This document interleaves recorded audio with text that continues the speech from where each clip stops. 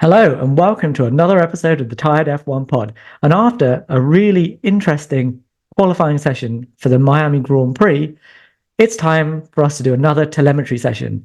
We haven't done one in a few weeks, so this one should be good.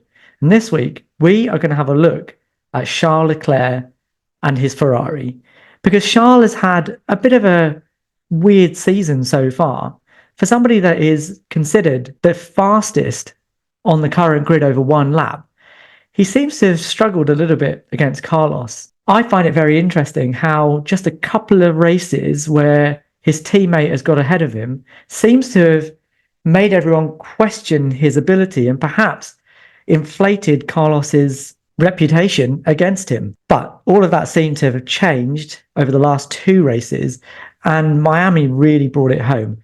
He did really well in sprint qualifying on the front row without any practice, really, just 3 laps. And then in proper qualifying, also qualified on the front row, only a tenth and a bit behind Max Verstappen. So we're going to have a little look at how he did that. As usual, here is our telemetry trace. And at this point, we are looking at Sector 1 of the Miami International Autodrome. In red, we have Charles Leclerc, and in white, we have Carlos Sainz. As ever, we have 4 traces to look at. We have the speed trace at the top. We have the delta, so that's the difference between the two drivers in terms of their time from each other. We have the throttle and the brake. Just to draw attention again to the delta, the red line is Charles Leclerc. So Charles out-qualified Carlos. He had the quicker lap. Carlos's time is referenced against the fastest, which is Charles. Anything below the red line is faster than Charles, and anything above the red line is slower than Charles. Okay, and you can see that over the course of Sector 1, it switches from one to the other. I want to have a real look at Turn 4. Turn 4 is really where the differences are made. Up until that point, Sainz is a little bit faster down the pit straight, and he carries a higher end of straight speed. You can see that in the delta leading up into the first corner. But as soon as they get through the first corner, Charles pegs it back, and on the exit, he's a bit quicker. But there's not really much difference until they get to Turn 4. Really, that's because they're on full throttle up until that point, and then things change. So going into Turn 4 and through to the end of the sector, you can see that the delta really opens up, and by the end of the sector, Carlos is significantly behind Charles. You can see that both on the speed trace and you can see it on that delta. So how's that happen? It's quite a big difference, I think, because I think they both attack this differently. Now I've zoomed in here on the throttle and brake traces, so you can see really clearly, I think, what's going on. So the first thing is that into Turn 4, which I've circled here, and you can see on the track map, Charles comes off the throttle later than Carlos does. He carries a little bit more throttle into the corner, but he also brakes. So Charles is on the throttle and he's braking at the same time. That's called trail braking. So he's using less brake, although you can't see it on this trace, alongside the throttle to balance the car out, something that Carlos isn't doing. Now, I think that what he's doing there is that he's chucked the car in hard and fast on the nose, and he's using the brakes to just balance that aggression through the corner, and it actually gives him a higher speed through the 5, 6, 7 section of Sector 1. And then they're both braking for the exit of Turn 8 onto the main straight.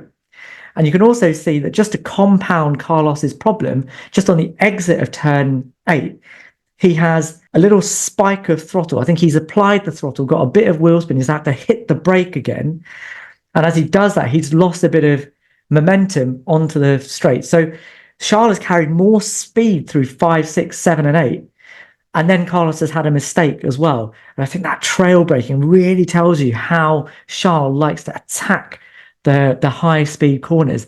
And I think that's what gives him his speed. The next bit is Sector 2. And I think this is really where Charles makes the difference. Not really on the straight. On the straight, they're both much of a muchness. But when they get into the sort of Mickey Mouse under the underpass chicane section, you can see that again the delta really opens up here, where Carlos has been sort of gaining towards the end of the straight. Actually, towards the end of this section, he's miles off, and there are sections in it within that where you can see how that happens. I'm going to zoom in again on the throttle brake. Now the RPM trace. The RPM trace is looking at the engine revs. So it tells you how much the engine is overspeeding as the drivers hit the throttle pedal. And what you can see here is that although Carlos uses a higher amount of throttle, you can see on the white trace, it's generally above the red line.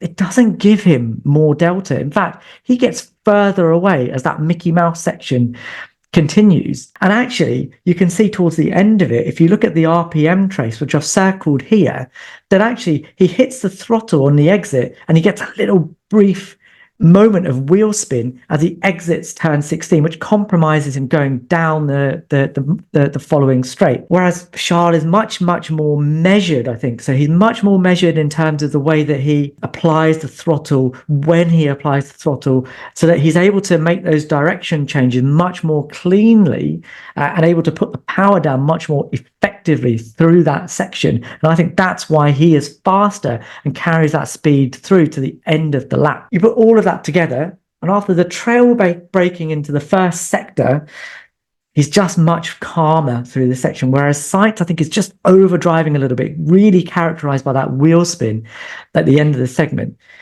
So it turns out that putting a quick lap together isn't just about maximum balls out attack, just absolutely giving it everything, which is what you expect to hear about Charles Leclerc, as actually thinking your way through it, feeling what the car needs, feeling what the track is giving you, and then responding to that. And I bet you didn't think that being less aggressive was something that you were going to hear about Charles Leclerc on a qualifying lap, but there it is. I also want to have a little look at how Charles' lap compares to Max's lap.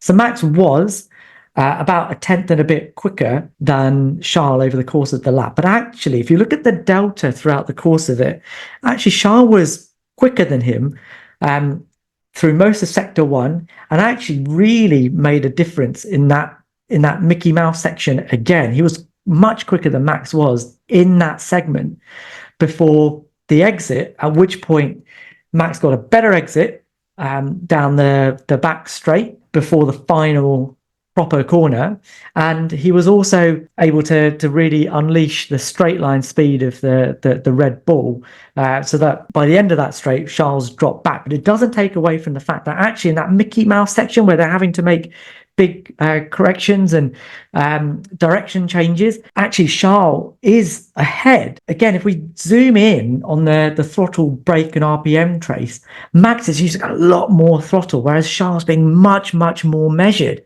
And I think that Charles' preference for oversteer, not just living with it, but provoking it, helps him out here.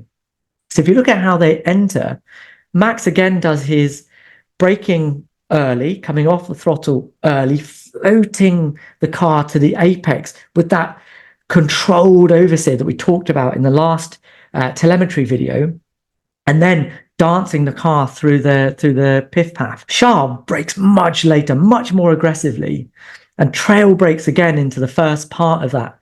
And then as they get into the Mickey Mouse section, he comes off, he dials back that aggression, but he's able to flick the car in and out and dance it even more than Max does. And I think that's because he's not just living with the oversteer, he's provoking it. He's asking the car to oversteer through that, to get those quick direction changes, so by the exit he's on it again. And I think that speaks a little bit to how Charles Leclerc actually drives. So in this little video, this is from his pole lap in Las Vegas last year, but I've just highlighted one corner where as he comes into the left-hander, watch what his steering wheel does.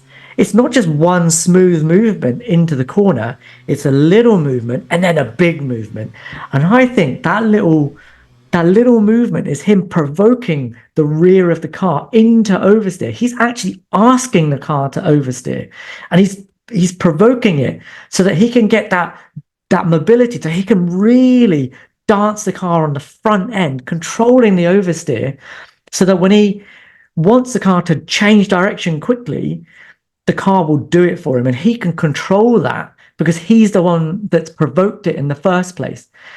And that's really effective, I think, into that Mickey Mouse section under the underpass, because it really needs quick direction changes, just like you need in a go-kart. Like, that's what he's doing. He's playing the car like a go-kart, a 1,000 brake horsepower, 900 kilo Formula One car. He's dancing it like a go-kart through that Mickey Mouse section. And that, I think, is how he managed to beat Carlos Sainz today. And I think is a hallmark how Charles goes about qualifying and how he was able to keep his delta better than Max Verstappen through the majority, actually, of that lap. So there it is. That's how Charles managed to out-qualify Carlos and stick his Ferrari on the front row of the grid at the Miami Grand Prix 2024. If you like these videos, like, subscribe, leave a comment. We read them. We reply to as many as we can. And I'll see you in the next one.